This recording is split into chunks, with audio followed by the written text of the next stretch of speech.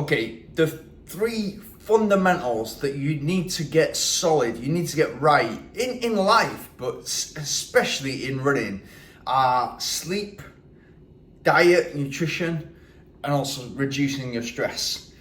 So diet, it's completely under your control. Everything you need to know is out there. The right diet for you. You can go and see specialists, you can get your blood tested. The mistakes you're probably making are probably simple mistakes around portion size, around the time that you eat, the foods that you eat, the simple things, and it's very easy to fix over time. In terms of stress, a lot of us will work a full-time job and then try to put running on top of that. As I've said before, prioritize your running so that that's already done during the day, and that will make you feel great for the rest of the day. So you're more productive, you're better with your work colleagues, you're better relationship with your work colleagues because you're happier, you're more creative. Everything great comes from running and complements your work really well. But if you're building up to a race and you've got a training program for 3 months, try to reduce the stress in your life as much as possible, whether that's work, whether it's relationships, whether it's other commitments. Try to reduce that so that you can fully concentrate without distractions on your running so you can move forward and get as fast as you possibly can for your race. In terms of sleep, a lot of people will get super anxious before a race. Very, very nervous. What could go wrong? What could go right? What am I aiming for? What's possible? Did I do enough? Have I done enough speed work? Have I done enough long work? Can I actually make the distance?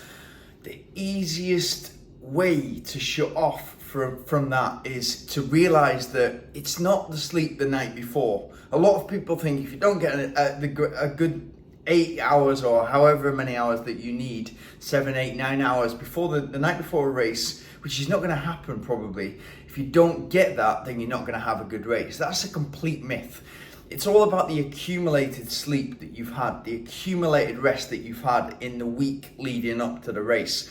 The chances are, if you're on a taper, whether you're running a 5K, 10K, marathon, you're not going to be doing the same volume of training that you usually do in your training program, so that your body is naturally resting because it's not doing the level of training that it's used to doing, and you're hopefully having the same race. And the penultimate day, the days before that, the days leading up to the race, except for that night before the race, usually quite easy for you to get the right level of sleep, but protect that sleep. Make sure you get enough hours. Make sure you get into bed early enough, or make sure you're able to wake up as late as you possibly can. And that's what I will always do. It doesn't matter what time I go to sleep, I wake up 8, 9 hours late and I feel fully rested, ready to go. And that helps everything. That will help reduce your stress because your days seem manageable, and that will help you also make the right food choices. So it's very easy to eat well, eat healthily if you've had good sleep and you feel rested. So don't worry so much about that night before the sleep. Some of my best races have gone on non-sleep, no sleep at all, because I've got to the race late before the night before the race. It's been bad planning and it's just not happened. It's been loud, there's been parties next door, etc. in hotel rooms, and I've not had any sleep. I've gone out and run, great race. And races are usually first thing in the morning, usually very early in the morning. So you've usually got time to race, then go home, then sleep, and then get on with the rest of your day. And often I will race really early in the morning.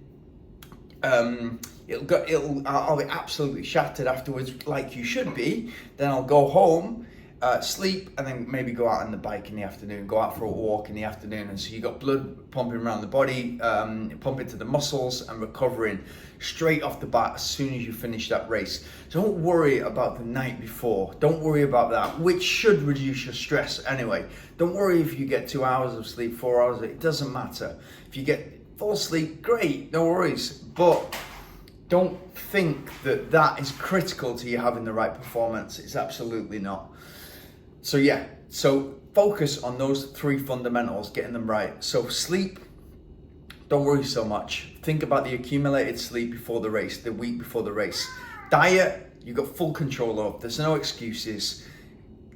Information all over my channel, information all over the internet. Go and see a specialist. You can eat the right foods for you. And there really are no excuses to getting this right. It's all about kind of shopping well, knowledge, and putting it into place, and having the right portion size, the right amount of meals, and the right timing. Simple as that.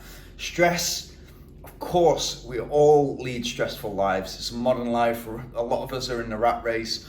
Just realize that if you're trying to protect your running, then it's super important for that to be low stress in the weeks and months leading up to your race. If that's possible for you, great. If you're somebody who can survive and even thrive on a high stress career and take on running at the same time, don't worry about that either. The key really of all those three, don't worry, just get it right.